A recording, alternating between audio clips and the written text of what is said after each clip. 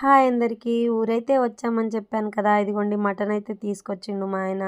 అసలు మా ఆయనే ఇంతేనా? లేకపోతే అందరు ఇంతేనా? అస్సలు అర్థం కాదు.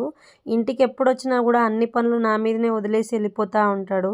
ఈ ముగ్గురు పిల్లల్ని పట్టుకొని పనులు చేయాలంటే ఎంత కష్టం ఉంటది చెప్పండి. ఈరోజైతే మా అత్తమ్మ, నా కోడలు ఒకతే కష్టపడుతుందనేసి పిల్లలకైతే స్నానం చేపిచ్చేసింది.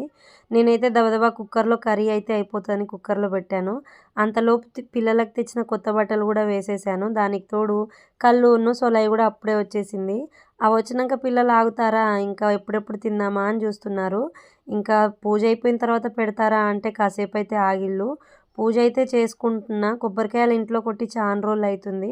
అందుకే కొబ్బరికాయలు గూడా తీసుకొచ్చాను అందరి దేవుళ్ళకి కొట్టుకోవడానికి. ఇంకా ఈసారికైనా అంటే వచ్చే సంక్రాంతి వరకు నా యూట్యూబ్ ఫ్యామిలీ పెరగాలి అని కోరుకుంటూ, నాతో పాటు మీరందరూ బావుండాలి అనుకుంటున్నాను. ఇంకా నేను గూడా పిల్లలకి తినిపిచ్చేసి నేను గూడా తిన్నాను. వీడియో నచ్చితే మాత్రం సబ్స్క్రైబ్